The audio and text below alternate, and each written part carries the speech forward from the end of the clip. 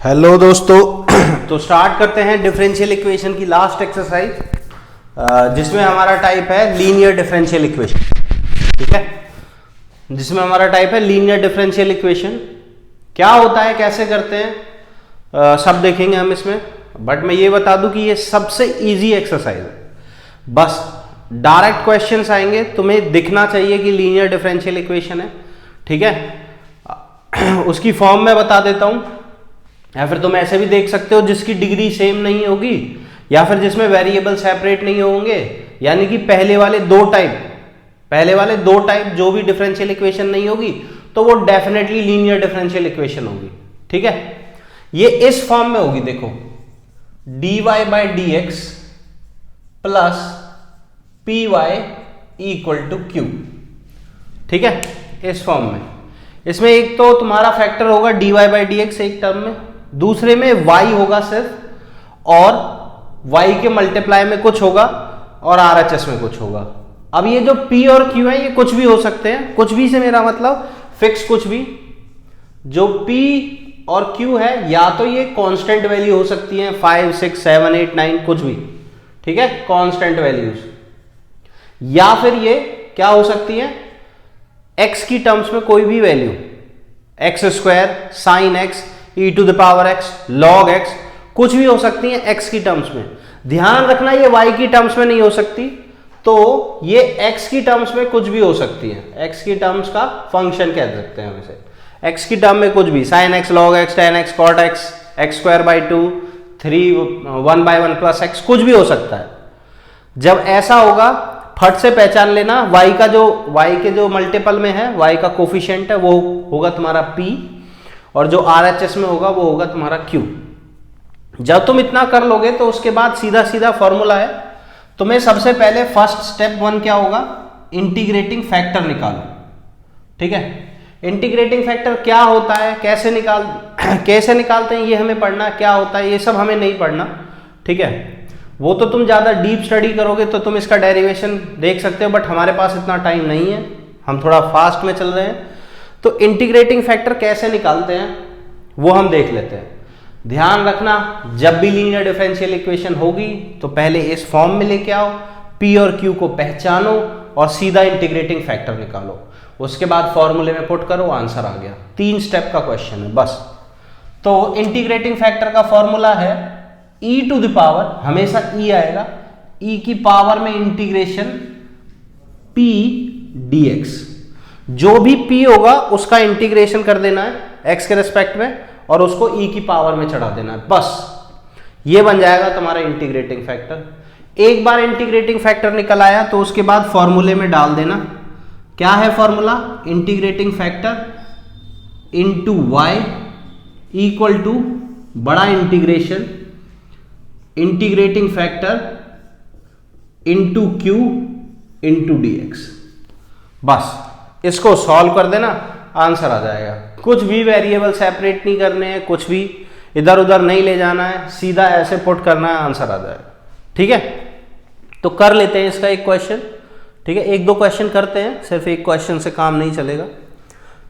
जैसे कि इसका 5th क्वेश्चन कर लेते हैं। ठीक है, 5th क्वेश्चन में दे रखा है, एक्सरसाइज का 5th क्वेश्चन कर रहे हैं हम लोग, cos square x dy by d x plus y equal to 10x।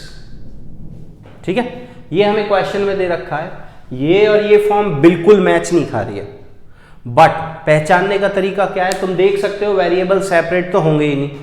दूसरी बात, dy बाई डी एक्स और सिर्फ सिंगल y है, तो भी यहां पर तुम अकल लगा सकते हो काफी अच्छे से। सिंगल y तो सिर्फ लीनियर डिफरेंशियल इक्वेशंस में होता है।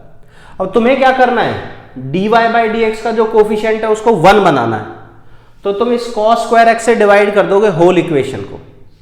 जब तुम होल इक्वेशन को cos स्क्वायर x से डिवाइड करोगे तो यहां से ये तो कट जाएगा, यहां बचेगा खाली dy बाई डी एक्स, यहां पर बचेगा y upon cos square x, जिसको हम लिख सकते हैं sec square x into y, और यहां पर भी same sec square x into 10x, ऐसे लिख सकते हैं। ठीक है, अब यहां से ये और ये फॉर्म अब मैच कर गई। अब तुम यहां से कंपेयर कर सकते हो, जो y का कोफिशिएंट है वो होगा तुम्हारा p, यानी कि इस केस में हो गया sec स्क्वायर x। जो RHS में बचा हुआ होगा वो होगा तुम्हारा q, यानी कि sec square x into tan x। भाई इतनी बात क्लियर है। इसके बाद फर्स्ट स्टेप हो गया हमारा, हम उसको जनरल फॉर्म में लेके आ गए। अब हमें इंटीग्रेटिंग फैक्टर निकालना है। क्या होगा इसका integrating factor? Integrating factor is equals to e की power integration sec square x dx। अब हमें साफ पता है कि sec स्क्वायर x का इंटीग्रेशन होता है tan x, ठीक है, क्योंकि tan x का डिफरेंशिएशन sec स्क्वायर x, ये तो डायरेक्ट फॉर्मूला है। तो e की पावर tan x आ गया इंटीग्रेटिंग फैक्टर। जब तुम इंटीग्रेटिंग फैक्टर निकालोगे और इंटीग्रेशन करोगे उस केस में प्लस c मत लगाना, ठीक है, लगाना नहीं है, सीधी बात है, ठीक है। ये ऐसा क्यों है ये सब ज्यादा मत समझो, ठीक है, वो जेई के पॉइंट ऑफ व्यू से भी इंपॉर्टेंट नहीं है, मैं सही बता रहा हूं। अगर तुम्हें देखना ही है कि क्यूरियोसिटी है तो इंटीग्रेशन इस पूरे मेथड का डेरिवेशन बुक में दे रखा है, वहां तुम देख सकते हो, बट अभी उसका टाइम नहीं है। अभी टाइम है सीधा मेथड को प्रोसेस करने का। तो ये निकल आया हमारा इंटीग्रेटिंग फैक्टर बच्चों। उसके बाद ये रहा फॉर्मूला, थर्ड स्टेप में उठा के फॉर्मूले में डाल दो। यहां आएगा इंटीग्रेटिंग फैक्टर, यानी कि पहले लिखेंगे e की पावर tan x इंटू में y, ये रहा y, इंटीग्रेटिंग फैक्टर y। इसको कुछ नहीं करना, इक्वल टू इंटीग्रेशन का साइन, फिर integrating factor into Q. Integrating factor क्या है भाई? e की पावर tan x, q क्या है? sec square x into tan x into dx। खत्म। इसका इंटीग्रेशन कर देना है, इंटीग्रेशन तुमको आता ही है। वैसे इसका इंटीग्रेशन होगा tan x को t मान लेंगे, sec square x dx dt हो जाएगा और वहां से हो जाएगा, ठीक है। तो हमने क्या किया, tan x को मान लिया t, तो यहां से sec स्क्वायर x dx हो गया हमारा dt। तो e की पावर t, ये और ये मिलके बन गया dt, tan x को रख दिया हमने t। इसके बाद ये क्वेश्चन काफी इजी हो गया, तुम्हें कुछ नहीं करना, ये फर्स्ट फंक्शन हो जाएगा तुम्हारा, सेकंड फंक्शन बाय पार्ट से कर दो, ठीक है। ये सेकंड होगा, ये फर्स्ट हो जाएगा, बाय पार्ट्स लगा देना, एक ही स्टेप में सारा क्वेश्चन सॉल्व हो जाएगा। बाय पार्ट्स वाला वो आइलेट वाले रूल से करना है, याद है ना, 6th एक्सरसाइज करी थी हमने इंटीग्रेशन में, उससे करना और हो गया क्वेश्चन खत्म। इसमें कुछ भी टाइप नहीं है, कुछ भी टफ क्वेश्चन नहीं है, सीधा उठाओ, फॉर्मूला लगाओ, आंसर आ जाएगा, ठीक है।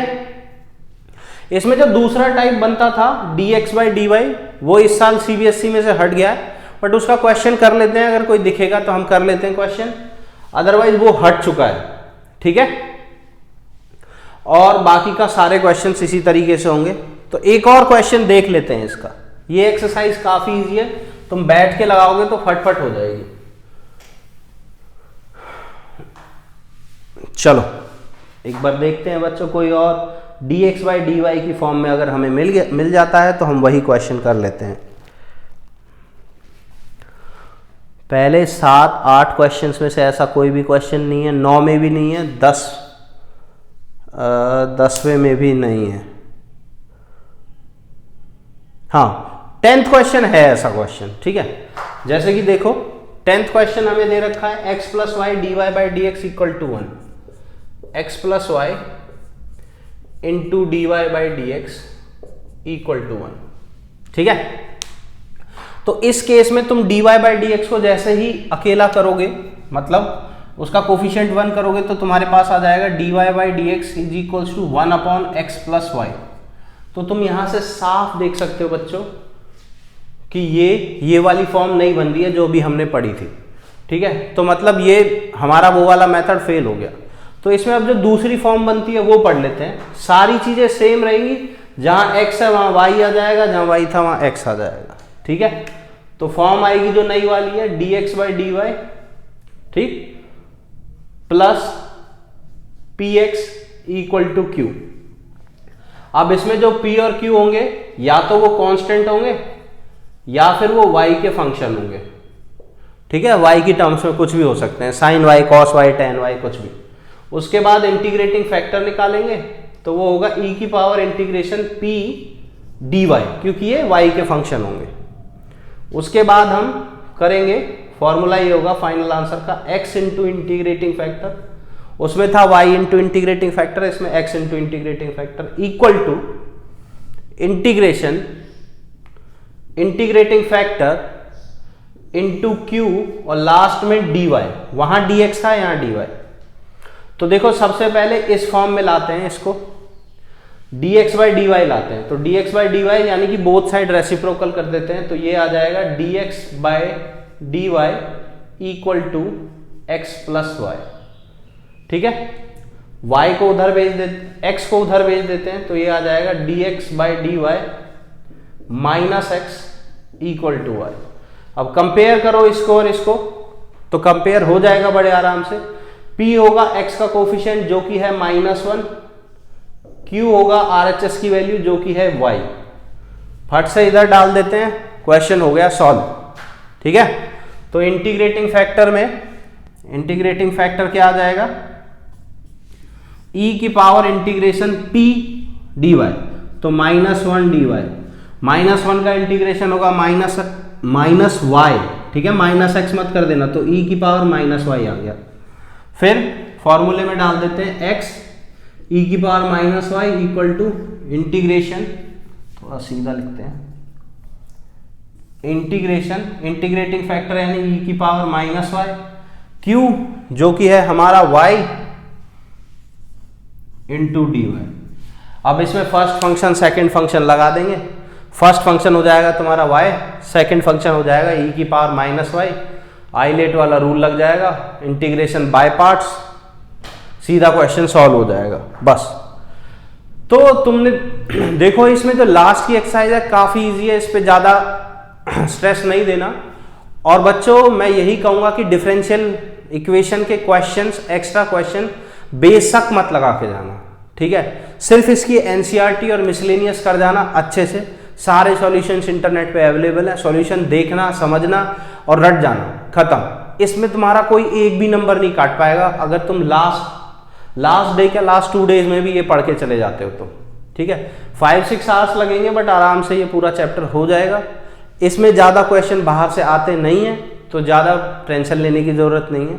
ज़्यादा टेंशन लेनी है 3D की और इंटीग्रेशन की बस, और किसी की ज़्यादा टेंशन नहीं लेनी है। ठीक है, चलो बाय बाय बच्चों, फिर मिलते हैं नेक्स्ट चैप्टर में। इसकी मैं कोई एक्स्ट्रा क्वेश्चंस की वीडियो नहीं बनाऊंगा क्योंकि ज़रूरत भी नहीं है। ठीक है, नेक्स्ट चैप्टर में मिलते हैं जहां हम वेक्टर्स स्टार्ट करेंगे, और वेक्टर्स बहुत ज़रूरी है 3D के लिए, वहां मैं बेसिक से स्टार्ट करूंगा बिल्कुल वेक्टर। बाय बाय बच्चों।